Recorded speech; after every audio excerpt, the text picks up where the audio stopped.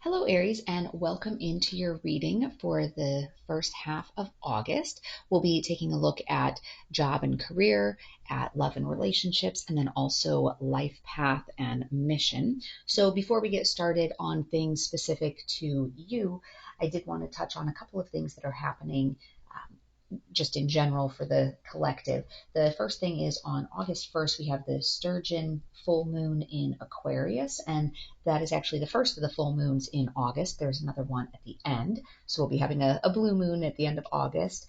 And this first one here is a supermoon, so that's where the moon appears larger and brighter than normal. So during this time, it's really about kind of expressing original thoughts and ideas, maybe even if they're ones that are not so popular. Some of that is going to be that matter of being bold and living in your own truth, standing in your truth.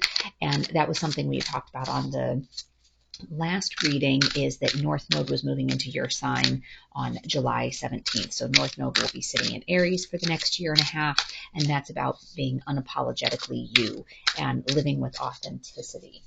And so that's kind of the theme as well for this supermoon that's coming up on the 1st.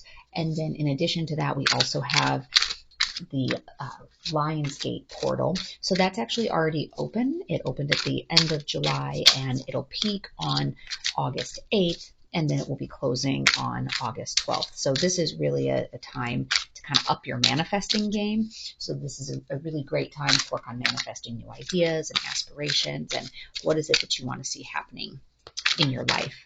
So there's also 4 planets that are in retrograde right now, as well as Chiron. So as we make our way through the reading, we'll talk a little bit more about those and what that means for you. But let's go ahead and dig in and see what God, the universe, spirit, divine, has coming towards you for your job and career for the first half of August. All right. So in our recent past, we have the Two of Pentacles in reverse, Page of Swords as your present energy, and your likely outcome or the energy that's coming in is your Three of Wands. So here we have kind of this unorganized approach in the past, like too many balls in the air. You just feel like you're juggling too much from a work perspective, whether that's a matter of maybe you have multiple jobs that you're trying to balance, or a very busy job where you feel like you're in between a lot of projects or multiple customers, clients, whatever the case may be for you. But there's kind of that feeling of frustration and, just feeling unorganized and feeling more scattered than you would like to be, which is kind of leading you into this current energy of kind of cynicism. And, sometimes this has to do with bluntness. Swords are about your thoughts. And so this page in reverse, it's kind of like, I don't know, you're just sort of cynical about the situation and feeling some element of kind of burnout there. But the energy that's going to be coming through for you is the sense of like freedom and traveling and growing. So hopefully then, as you're seeing this progression, that with too many balls in the air, and that's just making you unhappy, that you're kind of pushing into more of a focused approach and trying to grow yourself. So that's part of what that energy of Aries and North Node is about, is trying to find that right path. And North Node, remember, is all about what it is that you're here to do in this lifetime. Like, what is your mission? What is your path? And so some of it is a matter of maybe kind of streamlining some of the things you're doing and kind of venturing out and trying to grow and not just keep, chasing your tail if you have too many balls in the air. One of the retrogrades that's happening right now is Saturn, and that is about, how can you attain your goals, and what do you need to be like focusing your energy on. So if you have too many balls in the air, this is a good time to reflect on which ones are the most important ones, and am I confusing activity with accomplishment? That was something that we used to talk about in the workplace a lot was don't confuse activity with accomplishment. Just because you're busy doesn't mean that you're kind of aligned with what you should be doing. And remember, with all of the retrograde energy, that's really calling on you to turn within and focus on what healing work or what needs to be done in order to move you along your path and help you live your authentic self. So now when we look at love and relationships, in the past energy, we have the King of Swords in reverse. In the current energy, it's the Ten of Swords in reverse, and the likely outcome is the Two of Cups in reverse. So you were coming from kind of this position of like coldness or weakness, maybe even hints of cruelty. So that's kind of from a relationship love perspective where you have been in the recent past, and then right now you're sitting more in that energy of trying to turn a corner or learn some lessons. Like the only way to go is up. So, this card, when it's upright, that's all about like that defeat. When we have it in reverse like that, it's kind of about turning that corner with defeat. And that's going to be pushing you into more of this like Two of Cups energy. So you're trying to turn the corner here, but the Two of Cups in reverse, that's kind of that rejection and solitude. So again, with this being, if it's upright, it's kind of coming together with the Two of Cups, but in reverse, it's kind of that sense of solitude. With all of these coming up in reverse for you in this love line or path here, it's almost that sense of like everything just kind of seems like it's upside down, and trying to get some traction or direction in terms of where things are going from a relationship standpoint. One of the planets that's in retrograde right now is Venus, and that really puts a lot of attention and a lot of focus on your relationship. So it either helps you to deepen and strengthen your relationships, or it's helping to expose some of the, I guess, maybe weaknesses or some of the issues within your relationships. So if you are coming out of this energy of having kind of that, I guess, cold energy, and cold and cruel, but also an element of weakness. So from the perspective of not being warmly engaged in the relationship, but also the weakness part being not really doing anything about it, like just kind of sitting in that blah sort of energy. So you're wanting to turn a corner, but what that may end up looking like for you is a little bit of, call it solitude, or, feeling like some division, which if it's turning a corner and ending something, you may have that feeling of solitude for some amount of time, as you reflect on things that were changing or ending. Also, one of the other planets that's in retrograde is Neptune, and so Neptune has kind of that dreamy energy, almost like illusions and fantasies. So as that moves into retrograde, it is calling on you to look beyond your fantasies, like look beyond kind of that dreamy state to see what the reality really is. So that's kind of what's out there on the love perspective for some Aries, and whether that's romantic relationships or whether that's even with friendships, if there's been some distance or coldness and you felt like you were kind of turning the corner on that. And sometimes turning the corner means acknowledging that that has to be cut out because it's just not serving my higher purpose. So let's take a look now at what is coming up for life path and mission for you.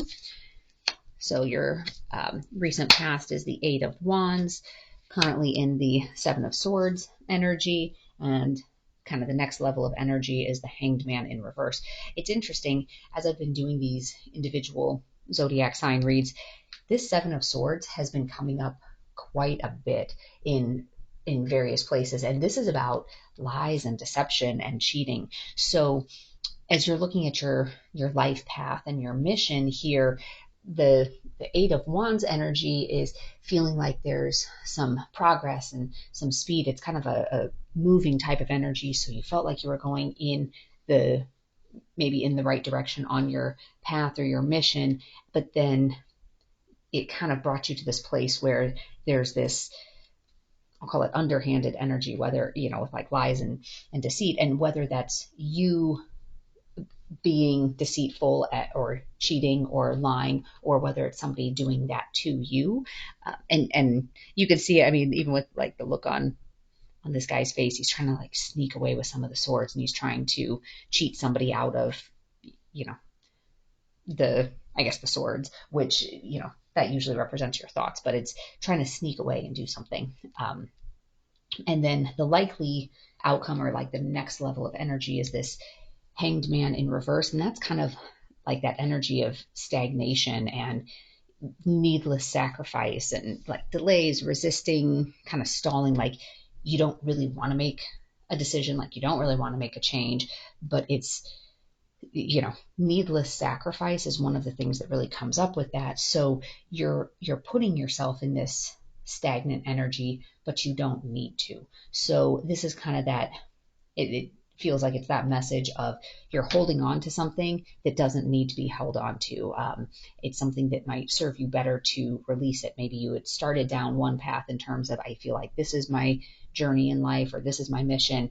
And as you go through life, then you're starting to realize, maybe that's not the case. And so whether that's a recent thing, or whether this journey or path that you're on that maybe needs to be changed or adjusted, alter course a little bit, could be one that you chose a long time ago. But this is something that, especially with all of this energy coming in, like, with the North Node being in your sign, and that's really, pushing you to be your true authentic self. And it's going to be, North Node's going to be in Aries for the next year and a half. So January 2025 is when it's going to shift out of there. But you're coming off of this cycle where North Node has been in Taurus, which was more about stability and just trying to, I'll call it maintain the status quo for the last year and a half. And so it was kind of that sense of maintaining peace, but that was also doing that to appease others. So with this transition into the Aries energy, that's about, balancing out, trying to take care of other people, trying to make sure everybody else is happy with what is best for you. So kind of like on the airlines when they say, oh, adjust your own mask first before helping others. It's that sense of selfishness, but in a good way. Like you have to make sure that you're good in order to be able to spread your light and your energy. You can't pour from an empty cup. So this shift from that kind of stability type of mindset when Taurus was in North Node for the last year and a half is now shifting into, okay, but what about you? So it could be that this is a path you've been on for a long time and kind of looking at it like, what do I need to do there?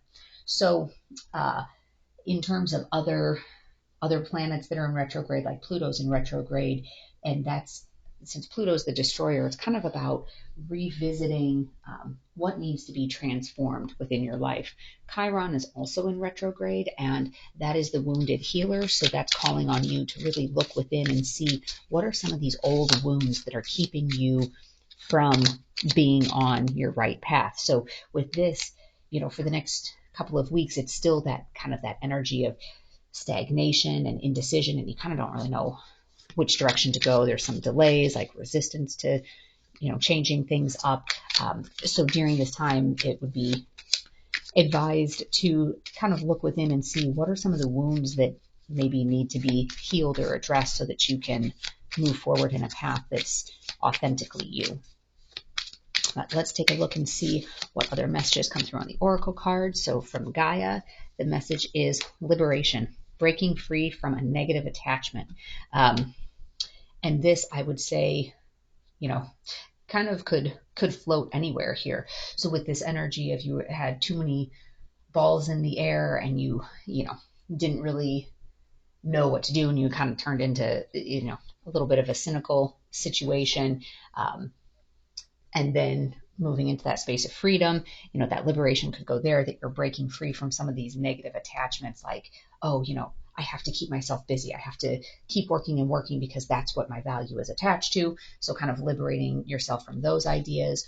Or in this situation, if it's, a relationship needing to change for one that's no longer serving you, kind of liberating you there, or choosing a new path. So I feel like this card is actually a wonderful card that kind of fits in general with the, all three of those different aspects that we were reading for. Let's take a look at your light worker card and see what is coming up.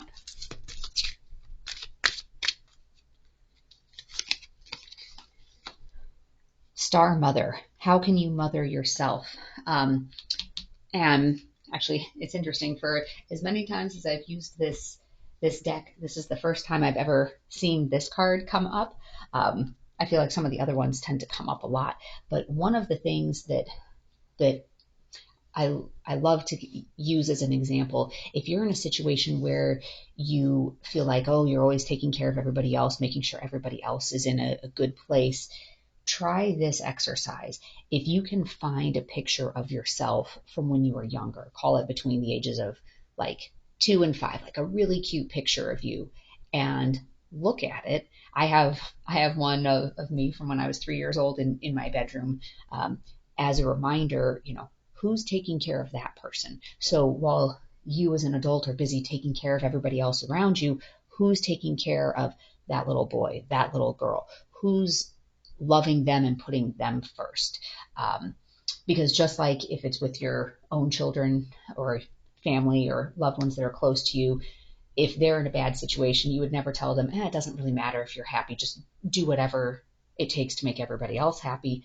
Make sure you're not acting in a manner towards yourself where it's like, oh, well, what I think is really not important. So how can you mother yourself? How can you protect that inner child? How can you protect, that person as well through all of this? And that's really what that Aries North Node energy is pushing you to do. So I love that card came up.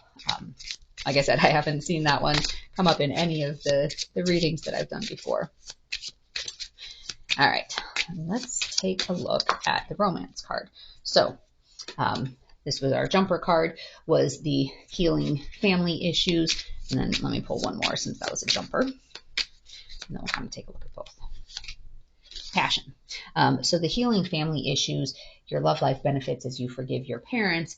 And that's something that as we look at some of this deep healing, sometimes it is healing generational issues. So, if there's things maybe from your childhood that you wish would have gone a different way, healing those family issues, forgiving your parents or your siblings, and really kind of coming to peace with that. But then also from the passion side, allow your heart and soul to sing with joy.